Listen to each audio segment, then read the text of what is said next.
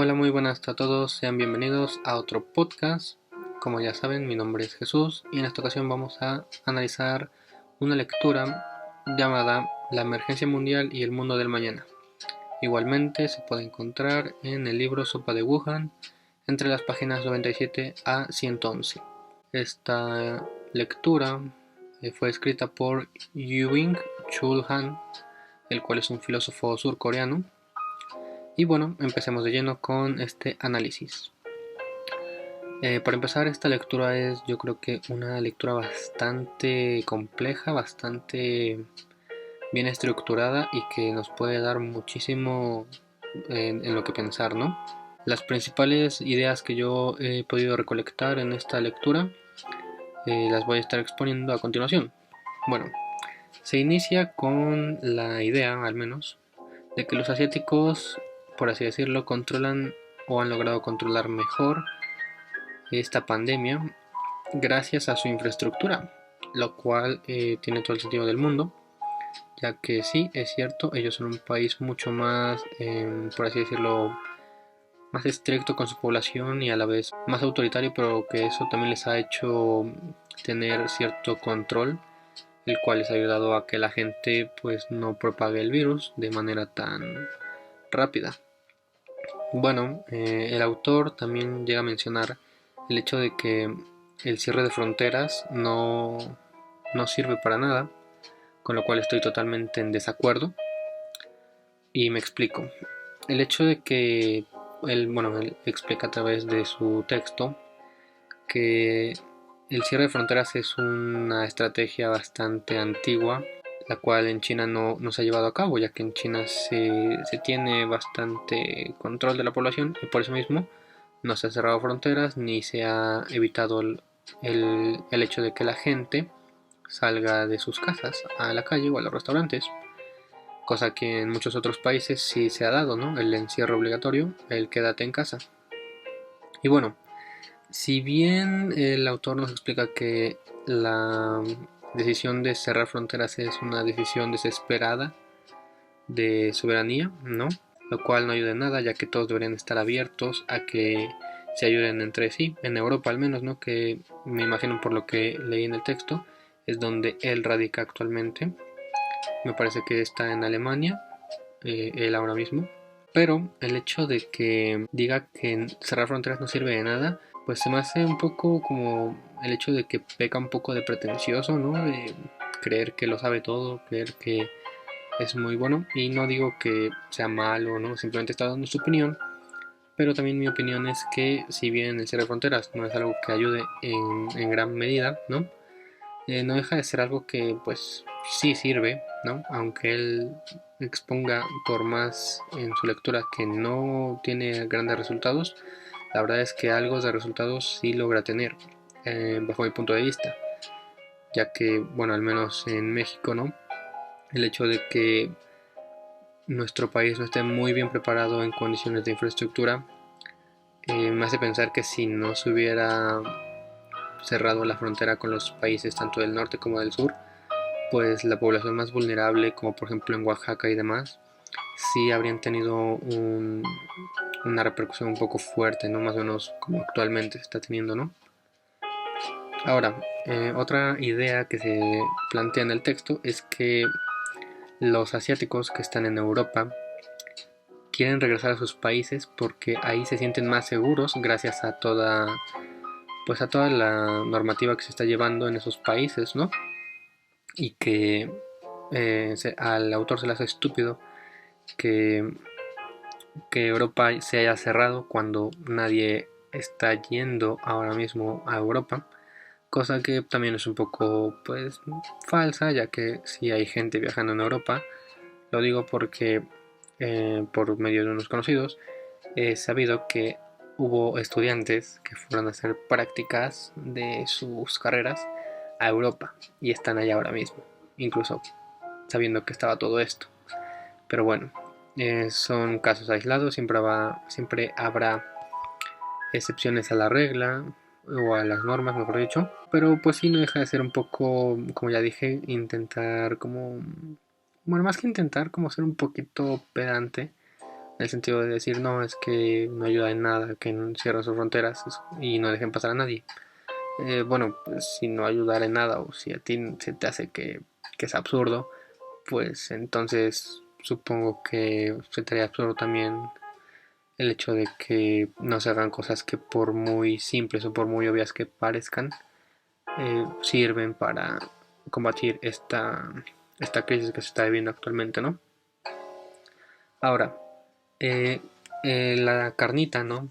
Lo fuerte de este texto es la idea de que en Asia se usa mayoritariamente la denominada Big Data, la cual es básicamente el contenido que se obtiene de las personas a través de todas sus aplicaciones en línea y la cual es proporcionada al gobierno gracias a los servicios de internet y telefonía por empresas como Tencent, ¿vale? Como ya dijimos en el anterior podcast, que es una empresa bastante grande y la cual pues no deja de ser bastante, al menos hasta mi punto de vista, ¿no?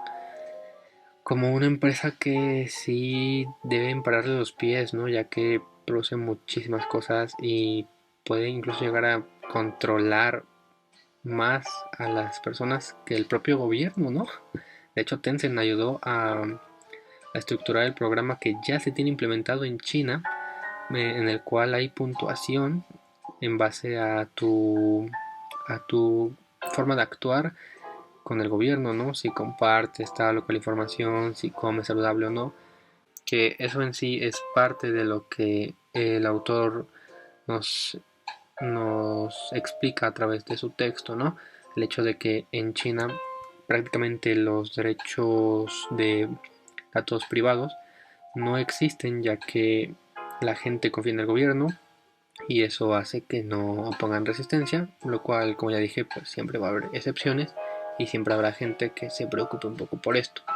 No significa que pongan resistencia, ya que, bueno, pues cuando tienes un gobierno el cual sabe más o menos casi prácticamente dónde estás, qué has comprado y demás, pues como que si revelarte no es algo muy bueno y eso se puede ver porque básicamente son gobiernos, como el mismo autor propone, bastante autoritarios, bastante centralistas por su filosofía. Bueno, más que por filosofía o por forma de pensar, supongo también que ha sido en parte porque esa ideología la han instaurado los gobernantes, ¿no? La de someter, por así decirlo, de cierta manera a las personas, lo cual aquí en Occidente se nos hace algo bastante, pues, nazi, ¿no? Bastante de película, algo de miedo, ¿no? Y esta es otra cosa, ¿no? El autor dice que por lo mismo de que China tiene esa gran infraestructura por la cual puede controlar a las personas, se ha logrado mantener a salvo, lo cual sí es innegable, ha ayudado bastante, pero seamos sinceros, la digitalización, los medios de comunicación y la tecnología en general han hecho que nuestra vida sea mucho más fácil y obviamente si tú te pones a combatir un virus, una epidemia con tecnología, obviamente vas a tener mejores resultados que las personas que la combaten con menos tecnología o sin tecnología directamente. Eh, por así decirlo, esa idea que propone el autor de que, oh, es que la tecnología está ayudando a eso, pues sí, pero realmente no creo que es algo que debería sorprendernos, ya que obviamente la tecnología ayuda muchísimo, ¿no? Ahora, ¿hasta qué punto vamos a permitir que la tecnología ayude, entre comillas, ¿no? Ya que otro de los temas que se tocan es cómo China tiene un sistema tan avanzado que incluso se estaría llegando a hablar sobre un término llamado biopolítica y psicopolítica digitales, las cuales servirían para controlar a las personas. La biopolítica sería básicamente gracias a todos sus sistemas para la detección de rasgos y de, pues sí, por así decirlo, condiciones del cuerpo humano como la temperatura y demás, ¿no? En la psicopolítica, pues el mismo hecho de que al ser regímenes autoritarios se implanta una cierta ideología a las personas, la cual, desde mi punto de vista al menos, no es del todo buena, ya que estás bueno, estamos regresando por así decirlo al punto que tocábamos sobre Marx, ¿no? El cual hizo un sistema en el cual había un superhombre, ¿no? Pero lo que Marx nunca explicó en sus ideas, en sus teorías, fue cómo es que una persona normal iba a abandonar sus ideas, sus sueños, sus esperanzas, su propia persona, ¿no? Para sacrificarse por el bien común, lo cual no es sinceramente algo que todos se pueda hacer o que todos puedan hacer, ¿no? Marx ni siquiera en ese tiempo tenía conciencia de que iba a existir alguien llamado Sigmund Freud con una teoría del psicoanálisis. Marx, como ya dije, vivió en una época bastante antigua. Y bueno, retomando eso con lo de esta lectura, básicamente, ¿no? Es eso, la biopolítica y demás que se intenta instaurar en China, ¿no? El sistema que gracias a la tecnología te ayudamos a cubrir tus necesidades y lo hacemos mejor que tú, no deja de ser bastante el hecho de que aplasten, por así decirlo, la individualidad de las personas. No digo que eso no se pueda, por así decirlo, hacer, ya que, bueno, tenemos el propio ejemplo de China, ¿no? Pero no deja de ser interesante el hecho de ponernos a pensar, oye, ¿hasta qué punto dejaría yo que el Estado o que el gobierno me controle? Porque también ahora mismo, eh, si somos sinceros, China no es como que el Estado haya planeado una gran estrategia para que el país creciera a lo largo de las últimas décadas, sino que casi los, pues sí, los habitantes fueron los que impulsaron esas reformas, esos cambios, ¿no? Y eso nos lleva a otro punto, ¿no? El cual sería básicamente el hecho de que el autor nos dice que las mascarillas de cuidado deberían instaurarse en toda Europa, ya que en Europa se desplazó su producción hacia China. Y sí, seamos sinceros, eso debería instaurarse, ¿no? Cada país debería ser capaz de proveer a su población con lo necesario para cualquier eventualidad o casi lo necesario, ¿no? Pero bueno, eso no deja de ser políticas económicas las cuales la gente pudo haber evitado, ¿no? Porque si tú compras algo, si tú lo obtienes, si tú te pones firme contra el gobierno, puedes hacerlo. Obviamente es muy difícil y no se puede de un día para otro, ¿vale? Como voy a estar dejando un video, ¿no? Que explica básicamente el paso de la China comunista a una China más liberal y hasta cierto punto con ideas o con principios o conceptos capitalistas, ¿no? Es un video bastante interesante y que explica muy bien el desarrollo de China y básicamente nos deja la idea de que no fue el gobierno comunista tanto aquel que salvó a China, sino que todo lo contrario, fueron las propias personas las que se pusieron a trabajar. Y esto es otra cosa, ¿no? El autor nos dice lo mismo, ¿no?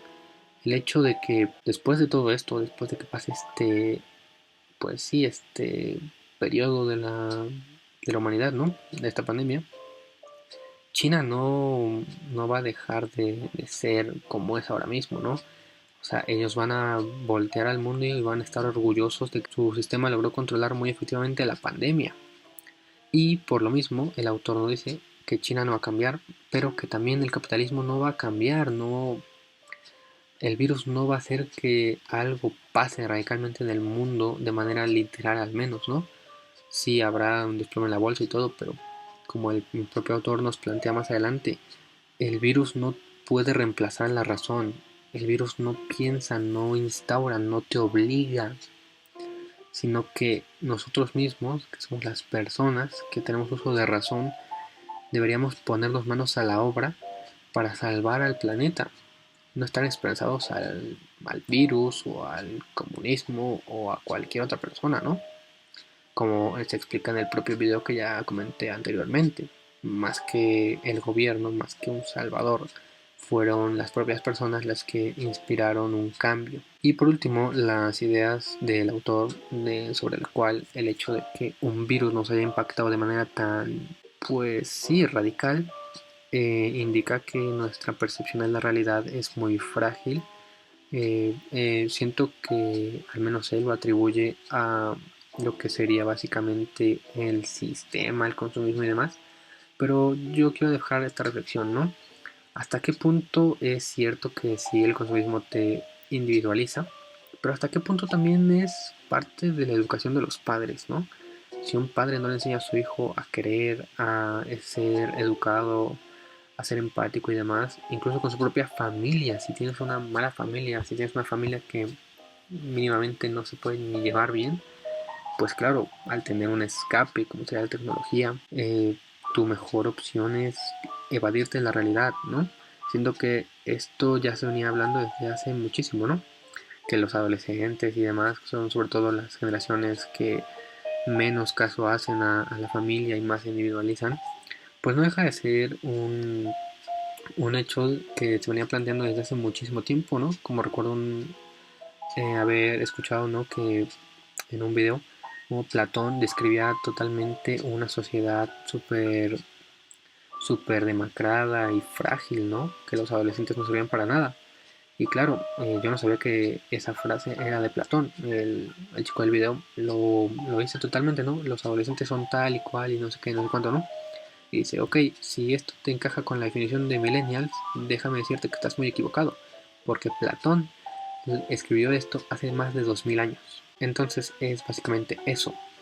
No tanto el hecho de que el consumismo sea enteramente culpa de alguien más, sino que también es culpa nuestra, es culpa de las familias y básicamente esto enlazaría con la idea anterior, ¿no?